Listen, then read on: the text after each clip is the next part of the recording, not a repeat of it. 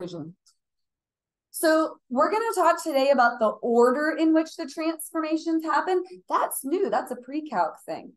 It actually does make a difference. So let's state the two transformations for this. For right now, I don't care what order, but let's just state them. And then we're going to compare and contrast the order that they go in. So what's one thing that happened to this? Good. The negative's outside. So reflect x-axis.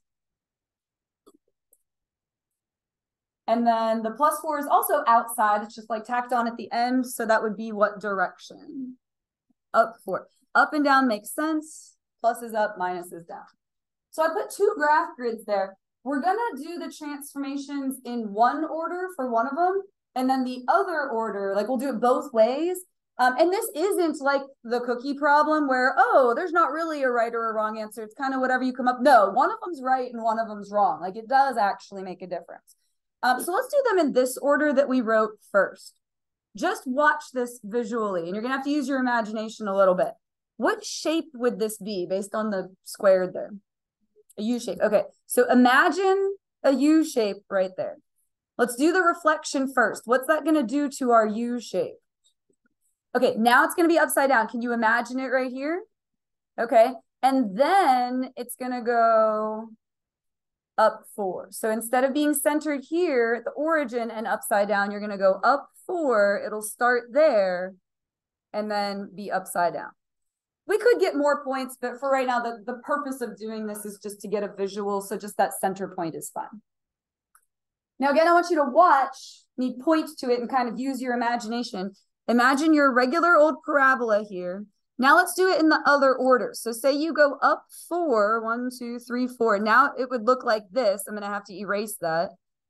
But then if I take this U shape and reflect it over the x-axis, now it's going to be down here.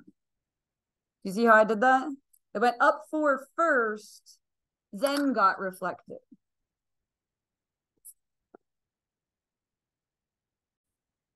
So which one, let's call them A and B. Which one do you think is right, A or B? A is the correct one. This one is good. This one is not.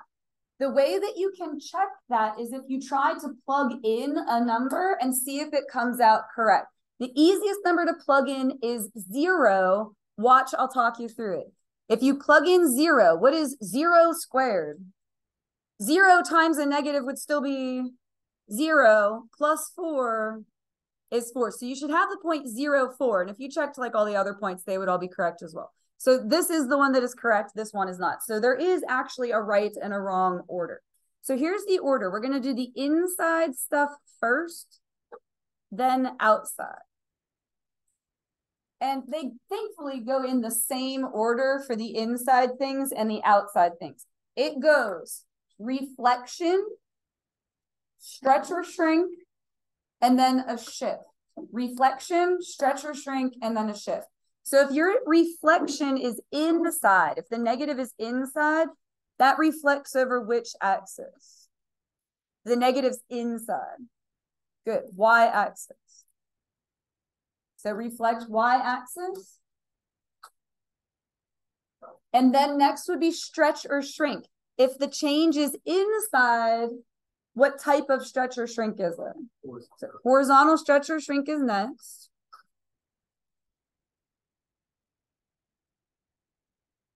And then if the shift is inside, which directions can left or right?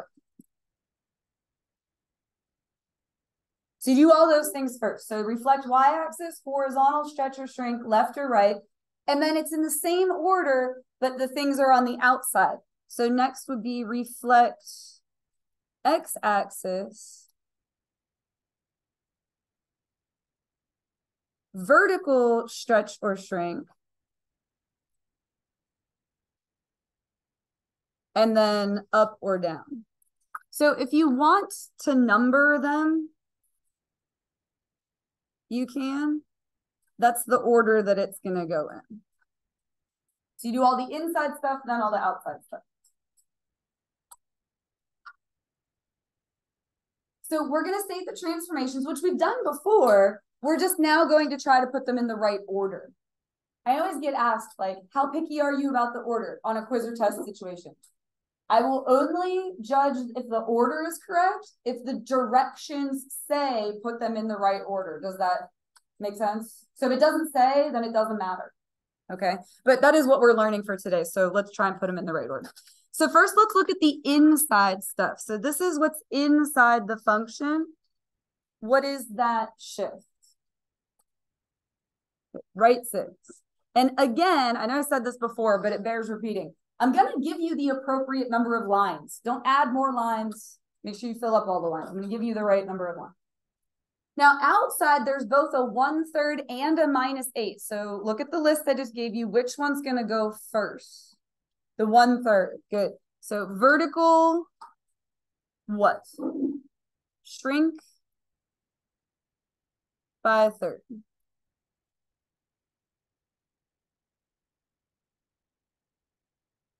And then the -8 is down 8. Now for these other ones, just as a heads up, we're going to have to factor these ones. I like to bring up factoring as early in the year as I can because it's a thing that tends to bother everybody, and I just like to do as much practice as we can. Do you see how in this one, well, we'll keep that negative outside, but do you see how inside the absolute value, there's 2x minus 6? You have to do GCF, greatest common factor, and factor out what number from that. Good. Okay. So we're going to put 2, put a parenthesis. The reason you have to do this is you can't see what the shift is unless you factor it. It has to be factored to see the left and right shift. So factoring, you're just dividing out 2. If you divide out a 2 from both of those, what are you going to get? X minus 3. Good. And then that +1 just hangs out. So that's quick review of factoring. We're going to do that in question 3 and 4 as well. I just like to bring up factoring as often as I possibly can. So here's the stuff inside. We're going to do the inside things first. So first would be a reflection, but there isn't one. Next would be the stretch or shrink. It's backwards. So it's going to be a horizontal what? Shrink by a half. Those are the ones that are opposite of what you think. And then the -3 will be right 3. Again, it's opposite of what your intuition kind of tells you. So those are the inside things. Then we're going to do the outside things. There's a negative and a +1. Which one goes first? Negative. So that is reflex x-axis and then up 1.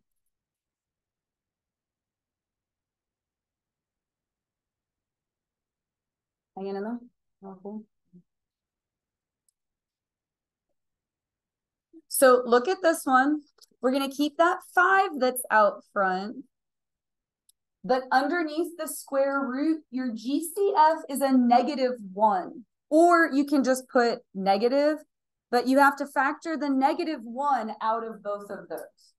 If you divide out a -1, everything's just going to flip-flop its signs. So what would be left in the parentheses? X minus 1, good. And then the +7 is just there too. So we're going to do inside stuff first. So the negative comes first. It's going to be reflect over y.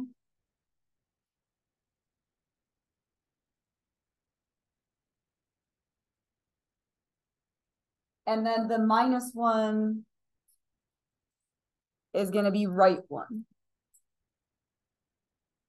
And then you're going to do the outside stuff. Which one goes first, the 5 or the 7? 5. So, and those ones make sense. So it's a vertical stretch by 5. It's going to stay a 5. If something is 5 times as big, you stretch. And then the +7 is up 7. I messed up this last one about as good as I could. There's 5 transformations there. We have to factor this part inside. So that -4 is going to just be there. And then inside, we're going to have to factor out the 1/2. And I know already some of you are like panicking about that. We're going to divide out a 1/2. When you divide by a half, that's the same as multiplying by 2. For example, if you divide by a 1/3, that's the same as multiplying by 3. Okay, so can you all multiply by 2? Good, you're going to be just fine. All right, so when we divide out the half, you're going to be left with x plus, think of it as timesing by 2. 4, good. The other way you can think of that is, hey guys, what's half of 4? 2, and that's what we had in the problem, was a 2. Cubed, and then the -5 is just going to hang out. The way you can always check your work is, and watch me point to this. I know you're like, we hate you right now, but humor me, because I believe you can. I wouldn't ask you to do this if I didn't think you could do it. Do you see how if you took this 1/2 and distributed it back through there, you would get what you started with? That's how you can always check your work, okay? So here is what's inside. What's going to go first? Horizontal stretch, good. Those ones are tough. Horizontal stretch. Oops. By 2. All right, and then what direction is the +4 going to move us? Yeah, left 4. That's the inside stuff. Now we're doing the outside. I know it just looks like a -4, but the negative does one thing and the 4 does something else. So even though it looks like one number there, that's actually 2 different transformations. The negative is going to be first. So it is reflect which axis? That's X, good.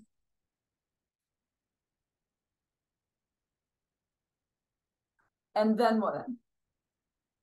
Yep, vertical stretch by 4. Those ones stay the same. Just whatever number it is what it's going to stay. If something's 4 times as big, we say stretch. And then last, down 5. We always get to end with the easiest part, which is nice.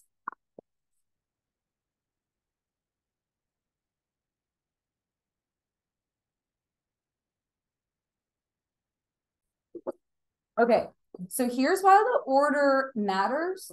When you're given an equation, you can always just make a table. Like, what if I plug in 1? What if I plug in 2? What if I plug in 3? If you don't have a function to fall back on, all you have is this picture. You have to manually manipulate the points.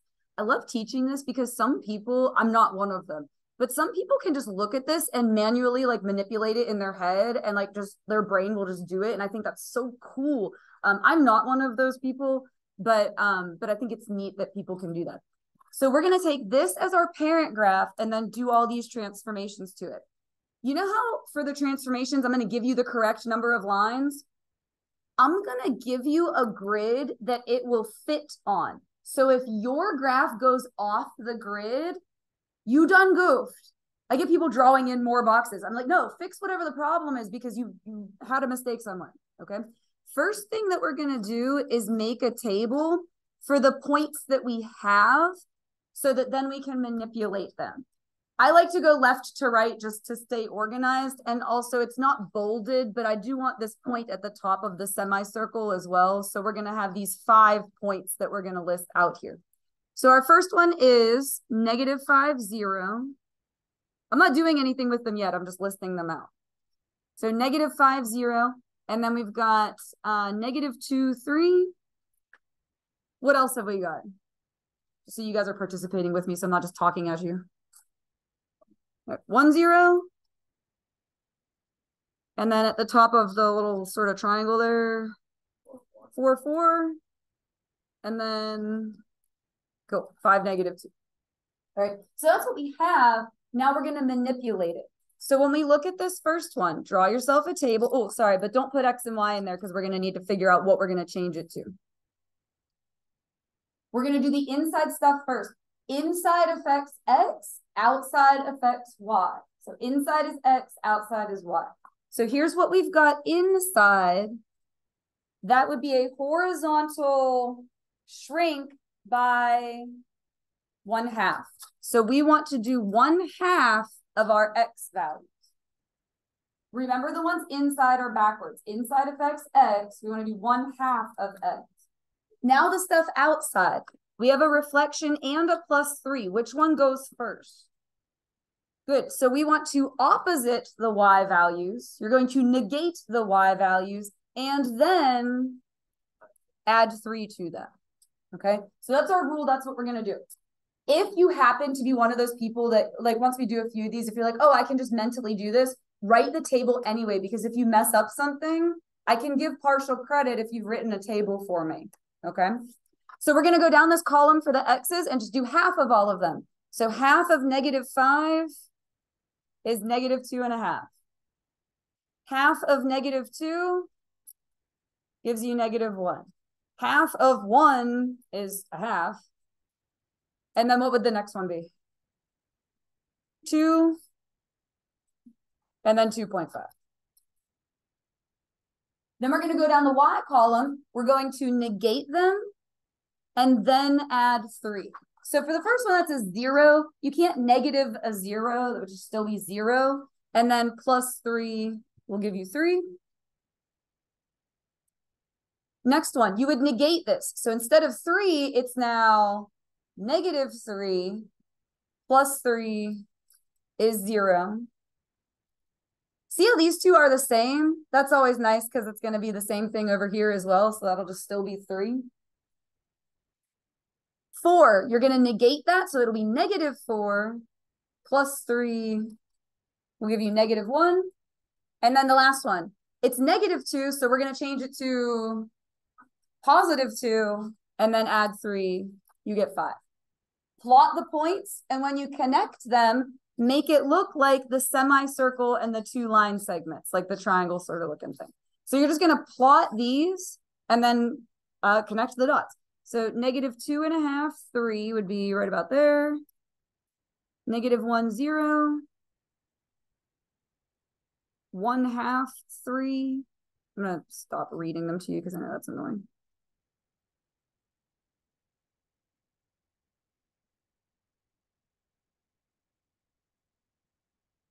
And again, when you connect them, just make it look like the semicircle and the 2 line segments. And the last thing that you want to do is just visually check it. Like, did it do what we thought it was going to do? Does it look compressed inwards? Like we took the graph and did this with it, kind of like an accordion. Like we squished it. Does it look like we did that? Yeah. Is it upside down? Yes. And then it's harder to see the movement, but it did go up 3 as well. Let's try it again. For this one, you're going to have to factor out the 1/2. So we are going to have to factor out the 1/2. That one's kind of easy though, because do you see how they both have a denominator of 2? If you factor out the half, you're just taking away those 2's. So what would you be left with? Yeah, just x minus 3. Now, what's kind of nice about this one is all of the changes are where? All the changes are inside. So all of your x values are going to get changed, but all your y values are going to stay the same. So you can just go ahead and copy them over. There weren't any outside changes, so nothing is going to happen to y. We love no work. No work is great. So now for x, which one of those changes do we do first? Good, but it won't be a 1/2, it'll be a 2. Okay, so we're going to do 2 times x. The inside ones are backwards, it's harder. And that is a movement right 3, so you would have to add 3. Again, the inside ones are backwards, it's tougher. But here's the thing, let's say you got that wrong. But I will read with you. So whatever you write there, if it matches like your graph, then I can give you credit for that. So just make sure you write everything. All right, so you're going to take all these numbers, double them, and add 3. -5 doubled. -10 plus 3, -7. Good. -2, double it would be -4 plus 3 would be -1. All right, 1, if you double that, it would be 2. Plus 3 will give you 5. 4 times 2 would be 8, plus 3 would be 11. And then 5 times 2 would be 10, plus 3 is 13. So again, just go ahead and plot those. And when you connect them, just make it look like a semicircle and the 2 line segments.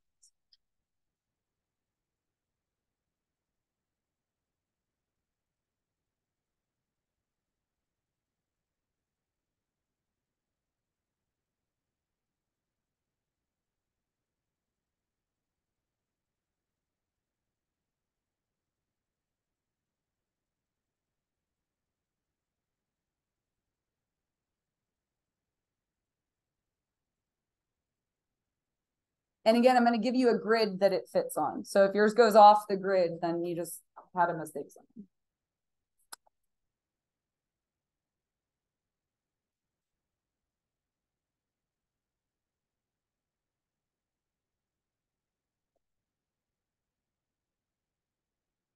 All right, we'll do one more together and then I'm going to have you guys try one. All right, so looking at this one, it's already factored, so that's nice. Let's do the inside stuff first. Inside is going to affect X. What comes first, the negative or the shift? Okay, so you're going to opposite your X value. Plus 4 means that it goes left 4. So you would have to do minus 4. And then outside affects Y, those ones make sense. What am I going to need to put here for my Y? 2Y, yeah. The outside ones just kind of are what's there. So actually, I'm going to do that column first because just doubling all these will be real easy. You're just going to take this column and multiply them all by 2. So 0, 6, 0, 8, negative 4. The X's, you're going to negate them and then subtract 4. So this would turn to positive 5. Minus 4 would be 1. This would be positive 2. Minus 4 would be negative 2. And then the next one you would have negative 1 minus 4, so negative 5. And then what would the next one be? See, this ends up me being lecturing at you, and then it's like super boring. What would the next one be? Yeah, negative 8. And then what would that be? You would negate it and then subtract 4. So negative 9. So again, go ahead and plot them and just make it look like the shape it's supposed to be.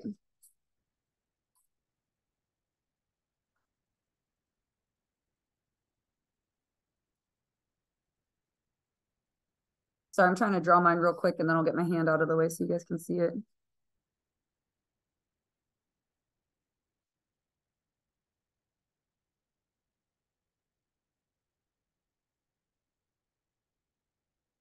And then you can visually just real quick go, did we reflect it over the y-axis? Is it the other way around? Yes. It's harder to see the shifts, but it did go left 4. And then is it taller? Like we stretched it, and yeah, it is. So you can just like real quick visually check that. I'm not going to make us do all 3 of these. I want us to just pick one for you to try with your group. I'm going to pause the video. And I want you guys to just try one with your group. Why don't you try 9? Because that has a reflection. I'm going to pause and I just want you to try number 9.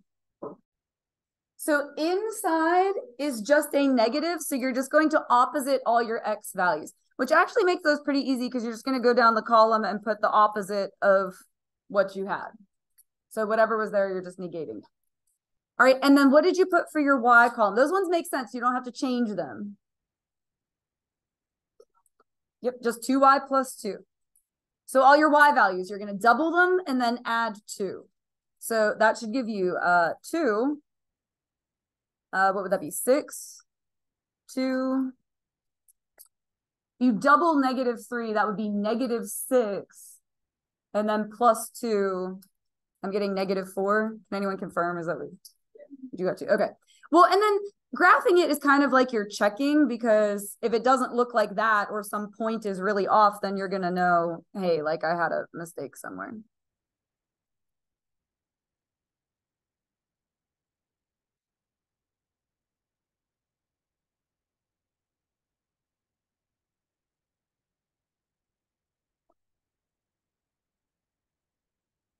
So I filled in the other two. I'm going to take a picture of this and post it to Schoology like I always do along with the video. If you wanted to try those for extra practice and check them, they're going to be posted up there, okay? Last thing we're going to do is do a quick review. I left some blank space here. I listed out, like, that's basically all the I can statements.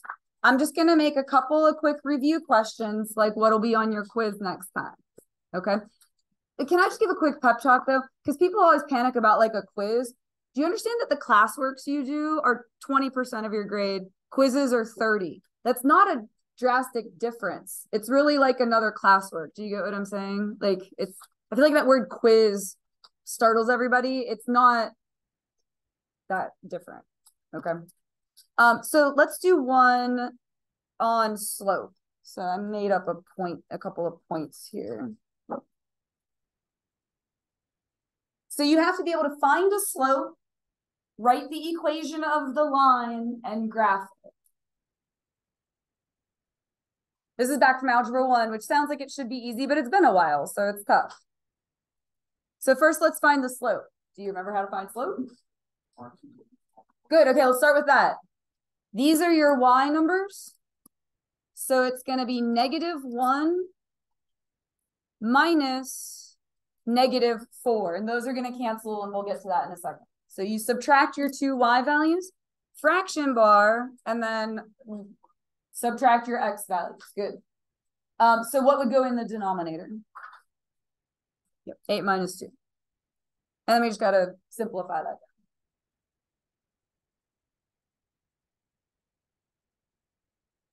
So the numerator would be -1 plus 4, because these are going to cancel. So that would be 3, denominator 6, and so we get a half. When you write in point slope form, you need a point and a slope. I would use the first point for no other reason than it's the first point, and you just have to pick one, and it really doesn't make a difference, okay? I did a warm-up on this last time. Like, that was one of the things I reviewed. Let's see who remembers. It starts with y. You're going to take all these ingredients, these three numbers, and put it together into the equation. Good. Y minus, and which one of these three numbers that I've circled here? Good. So it will actually be y plus 4 equals. Then what comes next? Again, you're just sort of building the equation. Slope. So a half, parentheses, x minus 2. That is your point slope answer. That's the answer. Now, when you go to turn that into slope intercept, so y equals mx plus b, you're going to distribute your slope and then get y by itself. So if you distribute that 1/2, I believe in you. You can multiply by a half. You can do it. It'd be a half x minus 1. Good. Half of 2 is 1. And then your last step is subtract the 4. So it would be y equals 1/2 x minus 5. And then you have to be able to graph that.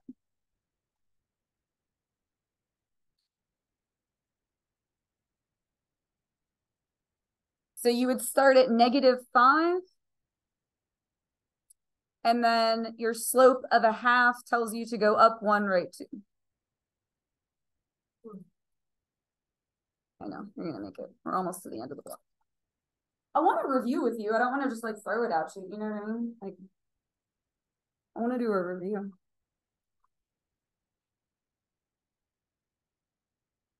And then you have to be able to state transformations and draw a graph.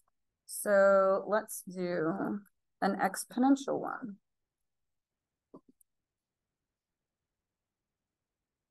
Because I feel like the exponential ones were the ones that scared everybody. So we'll do one of those.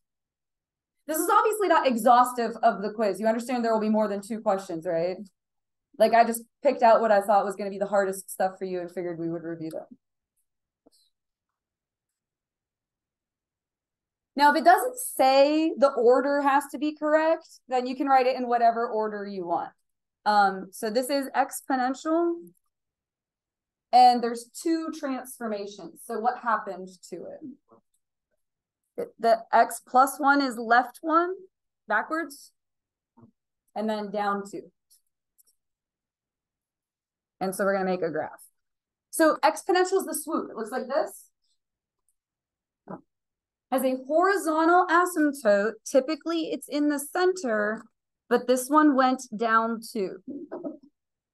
So you can dot that in.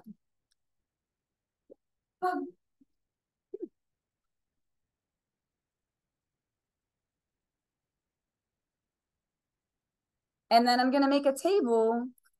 What do you want to try and plug in? Remember, there's no wrong answers. If we get something that doesn't work out nice, we'll just pick something else. 0. Let's try 0. 0 is usually a good starting place. All right. 0 plus 1, 1. Good. 2 to the 1. 2 minus 2 will give you 0. Throwing stuff at me under attack. Let me do that again because that was a lot of things happened there. 0 plus 1 is 1. 2 to the power of 1 would be 2, and then 2 minus 2 is 0. Okay. I want a couple more points. I want at least 3. So what else? Let's do 1. 1 plus 1 is 2. 2 to the second power is 4. Minus 2 is 2. And then I would do -1. -1 plus 1. 0. Anything in the world to the 0 power is 1. And then 1 minus 2 is -1. Plot those. It should look like a swoop.